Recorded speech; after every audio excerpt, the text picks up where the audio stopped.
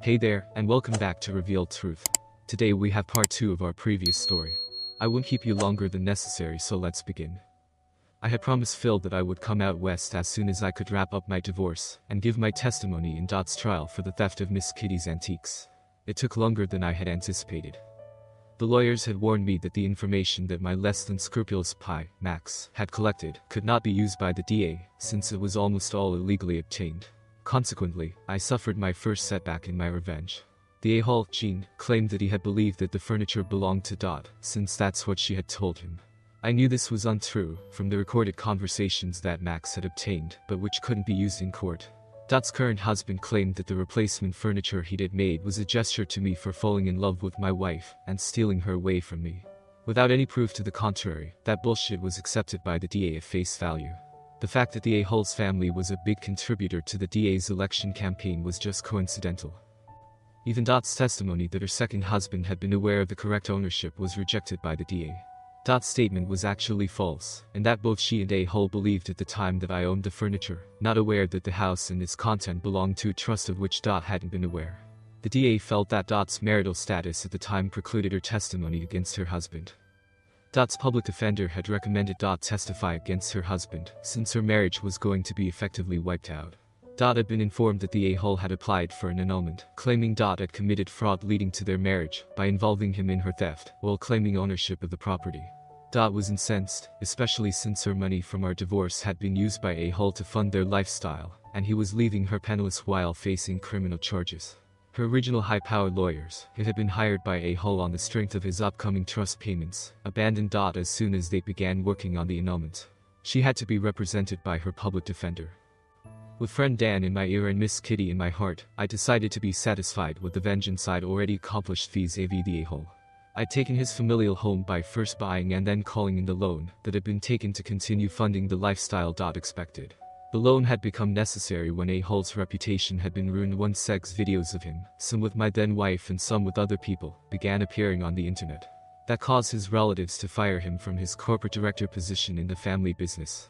Each of the major family members held a similar paid directorship. The outrageous salaries these positions paid allowed them to skirt the restrictions limiting the money each member got yearly from the trust. Without his generous salary, his cash flow dried up. Desperate, he'd taken out a dangerous callable loan on his family mansion. I had arranged for Dot's husband's available cash to disappear by investing in stocks the a-hole was shorting, causing a margin call on his accounts to cover his losses. Having no cash caused him to miss his second loan payment, triggering the callable clause in his loan. He had expected no problems as the bank was friendly with his family and would surely allow him a grace period.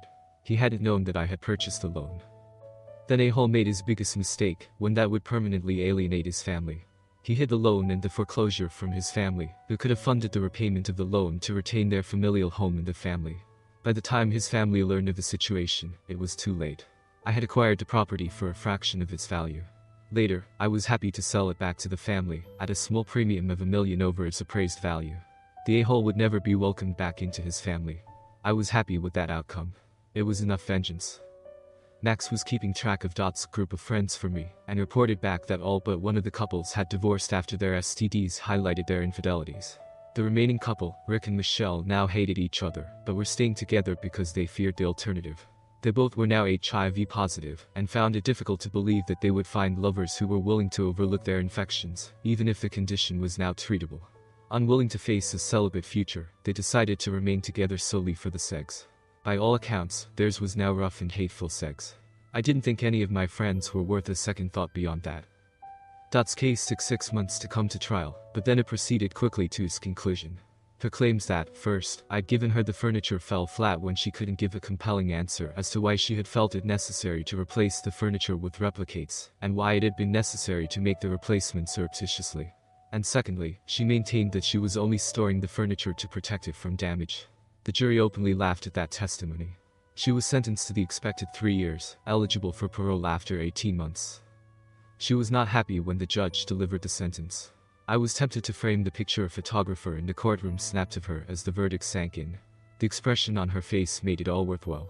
Instead, I had a collage made up with that picture of her face in the center, surrounded by pictures of her in various sexual positions clipped from Max's videos.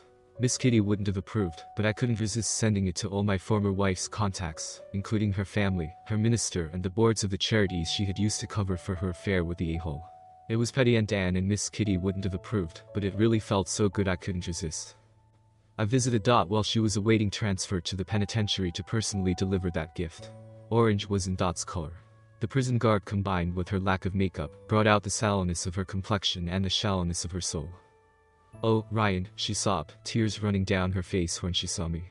"I've made so many mistakes, but I know you still love me. Help me, please. I know we can be happy together." She put her hand on the glass between us, and actually batted her eyes at me. "Please forgive me. Jean took advantage of me, and I didn't know what I was doing. I was so confused." I smiled back. "Miss Kitty would tell me to forgive you, so I do. But we can't be together. I realize that Lumphead is just not in your class, and you could never be happy with him." She gasped at my use of the nickname she wasn't aware that I knew. "I bear you no ill will. I've even made you a memento of our time together." With that statement, I pulled the collage up where she could see it. She gasped again as she took in the pornographic nature of the pictures. "I'll send this to you so you can put it up in your cell. I've also had my friend Max identify all the women in your cell block who might be interested in a copy. I'll make sure they all get one of their own." As I hung up the phone, I could see Dot still yelling, "No, no, no," as the guard approached her from behind. I smiled as I left. "Sorry, Miss Kitty. This felt so good." It took me another 3 weeks to close my affairs as I prepared to leave for the West Coast. I quit my job and had to trust sell the house and its contents. I kept a few pieces that reminded me of Miss Kitty. The table where she taught me to read, the chairs we'd sit in on an evening when she'd counsel me on life and paying it forward, and a few other knickknacks she particularly treasured. Beyond that, I didn't ever intend to come back to this town. I was done, I thought. Dan and I had planned a farewell dinner at one of the best restaurants in town. While it would be sad to part with one of my only friends, we'd still be in touch with the work of the trust, paying forward. But the look on Dan's face when he came to the restaurant expressed a deep worry and concern. "Jean Blanchard has been offering a reward for any information about the videos you had posted on the net." Dan shook his head. "You know Max has no loyalty or honor. It won't take long for him to decide to collect the reward. I'll give him more to keep quiet. It's an easy fix." I smiled to calm Dan. He just looked at me sadly. "You're too good a person, Ryan. How did your childhood not teach you that guys like Max will take your money and then still take the reward from Blanchard?" "Well, Max can't rat me out without implicating himself. There's no proof that I knew how he obtained the videos or that I ordered him to break the law. I never did. I only asked him to obtain information. There's no way that even the DA in the Blanchard family's pocket can make that stick. And his family will never allow that laundry to be resurrected for public viewing in a civil trial." I was still sanguine about my chances. Dan shook his head again, saying, "I don't think Blanchard will take legal steps against you. He will look for something more immediate and personal." I acknowledged that likelihood and promised to watch my back. But a pall fell over our farewell dinner, now destroyed by Dan's news. We ate in almost complete silence, embraced after the meal, and went our separate ways. 5 days later I was in San Francisco and had moved into the house I'd bought on the side of Telegraph Hill. The cherry-headed conures that inhabit the hill made my decision for me. The red and green parrots were originally from Peru, but had found a niche to fill on the hill when two escaped their captivity in the 1990s. They convinced me that even a bear like me could find a home on Telegraph Hill. I locked my front door and strolled down to Powell Street and followed it the mile or so down to Chinatown. I enjoyed the sights of the city. I'd heard about the homeless people and the feces on the sidewalks, but saw none of that. Just the sights and sounds of a vibrant city. I thought I could be happy here. I was scheduled to meet Phil and his fiancée at the Dragon's Gate at Bush and Grant. As I turned the corner, there was Phil in front of me. I smiled and looked at the girl by his side, and my heart stopped. I couldn't breathe. I couldn't close my mouth. I couldn't think. I fell into the eyes of this diminutive, beautiful Chinese girl. As I remembered to breathe, I saw a look of terror cross her face, and felt the crowbar hit my head. I heard Phil yell and the girl scream as my head took another blow. Then, there was nothing. I woke up in a panic. There were multiple beeping sounds, and I couldn't move, and could see a tube coming out of my sore throat. My legs were elevated and encased in casts, as was my left arm.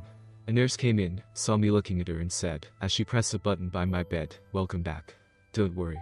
The doctor will be here in a minute." She smiled. I didn't see anything to smile about. I was unconscious again when the doctor got there. I woke up again later, but once again was back asleep before the doctor arrived. I was finally still awake the third time. The doctor seemed a little put out that he had to be summoned a third time. I really didn't think that it was fair for him to hold that against me. I had been savagely attacked by the Dragon's Gate by 4 thugs armed with crowbars. I had a cracked skull in 2 locations, a broken left eye socket and a broken jaw. That was just my head. They'd worked over both legs, my torso, and my left arm. I'd fallen on my right arm, so it ended up relatively undamaged. I'd been in a coma for 3 months while they'd managed the swelling in my brain. They were going to take me off the ventilator later that day. My jaw, face, and ribs had healed while I was asleep, but my arm and legs had been operated on twice before the doctors were happy with the bone alignment. Those casts were still on. When I woke up the following day, there was Phil, with a scar down the left side of his face that hadn't been there before. I later learned his left femur had also been shattered. The police had interviewed me when I awoke and had told me Phil had attempted to save me, but was quickly taken out by one of the 4 assailants. I was touched. Phil wasn't a fighter by any means. I just realized he was incredibly brave. Later he would correct me. Incredibly stupid, he said, laughing. The police seemed disappointed that I could add nothing to Phil's account. I showed up and got whacked from behind. I told them. I didn't see anything. They told me that this sort of brutality was rare, especially in broad daylight. They promised to keep me abreast of the investigation and had left. The Chinese girl stood at Phil's side. Whatever had possessed me when I had seen her at the Dragon's Gate was now gone. Knocked out of me by a crowbar, I guessed. She was beautiful, but I couldn't see what had attracted me. "This is Terry, my fiancée," Phil beamed as he presented her. I congratulated him on his luck, and apologized to Terry for the damage done to Phil. I felt it was my fault. "But you did nothing. It wasn't your fault." Terry smiled at me, but clasped Phil's hand in both of hers, possessively and maybe a little bit protectively. Phil looked closely at me. "You think this has to do with events back home?" "Yeah." I nodded. I'd been giving it a lot of thought since I had awakened. My thoughts were still scrambled, but it seemed obvious. I was front-page news in San Francisco. This attack was far from common in the city. I must have been targeted. Our visit was cut short by my eyes closing. When I woke again, Phil was gone and Terry was sitting by my bed. I looked at her and fell into her eyes again. It seemed like every machine I was hooked to started beeping. Nurses came in a panic, chasing Terry into the hallway. My heart stopped, I thought, but they said my blood pressure was spiking at an alarming level. I started to breathe again as I faded into sleep. Terry was still there when I woke up. "Are you okay?" she asked hesitantly. My heart flipped and flipped again. Her eyes were my whole world, but I managed to respond. "I'm fine." We stared at each other for what seemed like an hour. It might have been a moment. Or an hour. I still can't say. I smiled at her and fell asleep again. I woke in the night and realized I was in love with Phil's fiancée. What did the Sicilians call it in The Godfather? Being hit by a thunderbolt? Or was it a crowbar? I wanted to cry. I know what it was. But my best friend, almost my only friend's girl. Duck. I thought. Then duck, duck, duck, duck. It was a long night. I wanted to sleep, but could only repeat, duck. My mind wouldn't stop thinking about the girl, about Phil, and about all the things of which I couldn't dare to even dream. I finally dozed off as the sun came up. When I awoke, Terry was back. She smiled at me and told me that Phil had asked her to keep me company. I was about to ask her to leave. I didn't think I could handle my feelings for her, especially if she was going to hover at my bedside. But when I looked at her, there was nothing. Just a beautiful girl, my friend's girl. My heart kept beating and my blood pressure stayed calm. I decided that my brain was scrambled, which explained my flip-flopping reactions to Terry. My memory tickled me with, but the first time was before I was hit. But then how trustworthy were my scrambled memories? I'd have to ask the doctor about this. Terry stayed for a couple of hours, telling me about her and Phil. I told her about being college roommates and then sharing my home before my marriage. I felt very comfortable with Terry and thought again that Phil was one lucky fellow. Even I found Terry easy to talk with. The next day I woke to find Terry standing by my bed and it happened again. She consumed my being. I felt my heart and soul reaching out to embrace her. I sobbed at the pain this could cause Phil. "Please leave. Please leave." I sobbed. I couldn't help it. I felt like I was ripping out my heart. "I can't have you here." Terry stared at me. Then as her eyes swelled with tears, she turned and ran from the room. "What the hell, Ryan?" I heard Phil yell at me. I looked up to see him standing on the other side of my bed, looking shocked.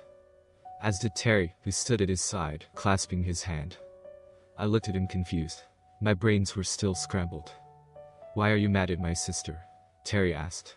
She turned and ran from the room to find and comfort her sister. "Sister?"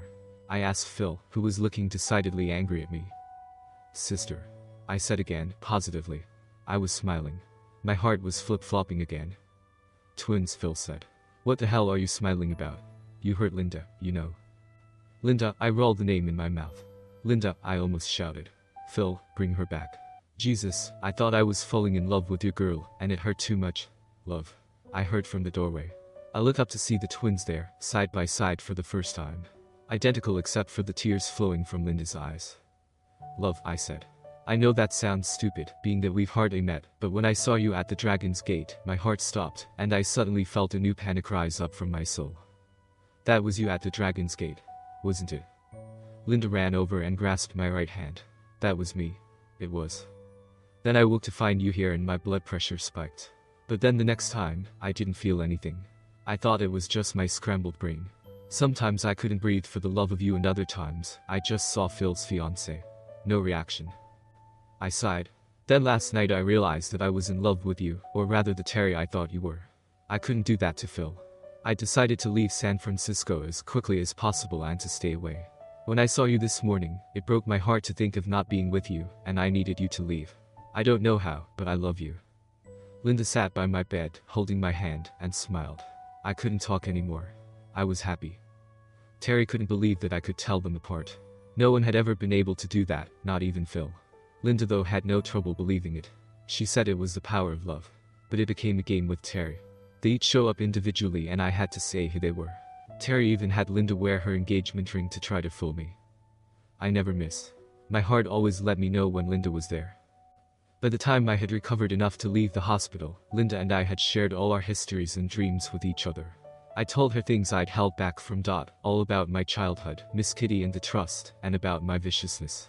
I told her of biting off noses and ears, slashing faces with knives to keep the predators away, and all the other sordid details of my life. I told her about my vengeance against Dot and A-Hole and all our other friends. I saw a reflection of Miss Kitty in Linda's eye. I saw her horror at my upbringing and my actions, her disapproval of my vengeance as an adult. I saw her understanding of my loneliness and the lack of connection I had with people other than Phil and Dan. And of course Miss Kitty. Most of all, what I saw in her eyes was love. I wondered how I ever thought that Dot loved me. This was all-consuming. When I was finally released from the hospital, I still had 3 cast and battered kidneys. I needed help just to pee. I arranged for round-the-clock nursing, but Linda still insisted on moving into my house and tending to me. Do you know how embarrassing it is to have your love give you a sponge bath, cleaning your genitals and placing your stick in the male urinal container when you need to pee? It's even more mortifying when it's before your first date. Luckily, I was able to wait for the regular nurses before using the bedpan. I don't think I could handle Linda wiping me. Our first dates, beyond being taken to physical therapy, were conducted with me in a wheelchair. It took a while for me to get back up with crutches, then a cane and finally walking without assistance. Through it all, Linda was a taskmaster. She forced me to give my all in every therapy session. Once I was able to walk unassisted, she took me on walks, and then runs, all over Telegraph Hill. More than once I wished I had moved to Kansas or some other flatland location. 2 years after the attack, I stood at the altar of St. Peter's and Paul's Church in San Francisco, with Paul next to me, and his wife on the other side of the altar, as we watched the vision that is Linda walk down the aisle. It was a small wedding. 200 guests were on the bride's side, and Dan and his wife on my side. I couldn't have been happier. Dan and I had stayed busy. My stay in the hospital had given me a plethora of marks, especially among children. I had told Linda about the trust in Miss Kitty's instructions to pay it forward, and she embraced the concept wholeheartedly. She spent hours in the children's ward, finding that many children couldn't afford the treatments that could save them. Suddenly there were funded studies which gave treatment free to these needy children. The studies were never conducted, but it gave us cover for our charity. To me it was just paying it forward, as Miss Kitty had asked. But to Linda, it was heart-wrenching. She'd throw herself into my arm, hugging and kissing me with tears in her eyes. It was a relief when my casts were finally removed, and I could wrap both arms around my lovely girl. Finally, I was married. My heart still stopped whenever I saw Linda. That has never changed. We honeymooned in the Orient, cruising from Taiwan to Burma on a schooner that could hold 30 passengers. I booked a ship just for us, although Phil and Terry joined us for a leg of the journey, as did Dan and his wife later. Neither couple were the first to join us, however. I first brought the twins' parents over to Taiwan, and they sailed with us down to Shanghai. They encouraged me to call them Mom and Dad. I had a family. We returned to San Francisco 3 months after the wedding. I thought life was perfect, but there always seems to be a rat in the rigging. Jean Blanchard hadn't been satisfied with my beating, and I had made the mistake of forgetting him. Turns out he was trapped in a downward spiral, for which he blamed me. His mental state was not stable. We celebrated our return at the top of the mark. I was dancing with Terry when I was grasped from behind and shoved down to the floor. When I looked up, A-hole was holding Terry with a knife at her throat. Blanchard sneered at me. "I'm going to duck up your wife like you ducked me." Terrified, I jumped up and managed to grab hold of his knife hand, as my other fist hit his face. Terry was able to slip away safely, but I lost hold of A-hole's hand, and he plunged a knife into my shoulder. He pulled it out and tried to stab me again. I managed to avoid the knife and grapple with him. We struggled, trying to gain control of the knife when I saw security rushing onto the dance floor. That distraction allowed Blanchard to twist away and rush me with the knife. I adopted a stance I remembered from the karate lessons Miss Kitty had sent me 2 years ago. I hadn't done karate in over a decade, and frankly, I was mediocre at best. Could I defeat an opponent with a knife? Hopefully, I'll never know. As he rushed towards me, a shot rang out, and A-hole developed a third eye as the back of his head exploded. I turned around and saw the security guards rush and disarm the woman that had shot the A-hole. "Wait," I yelled. "Don't hurt her. She saved me." I ran over to defend the woman. Then I stopped in surprise. Linda ran over and threw herself into my arms and held me tight. Then she turned and started thanking the woman for my life. "It's Dot," I said. Linda looked at me, confused. "What?" "It's Dot. This is my ex-wife." I looked at Dot, held by 2 of the security guards. She had a butch haircut, and her face was harder, much harder and lined, but it was Dot. She stood between the guards, with a stupefied look on her face. "Thank you, Dot. Thank you. You saved me." I smiled at her. Her eyes left the corpse on the floor and found my face. The stupefied look left her face as it twisted into a picture of angry hatred, raw angry hatred. "I was aiming at you, you rat. I was aiming at you. Do you know what those dykes did to me in prison?" Linda clung to me tighter as Dot was led away, still screaming her hatred at me. Linda shivered. "Don't worry, love," I said. "I don't think we'll ever have to worry about Dot again." Phil came over, holding on to Terry. I looked at him. Now, that was vicious. He laughed while Linda and Terry just stared at us. That's it for our 2-part story. Don't forget to like and subscribe so you don't miss any captivating story only here on Revealed Truth.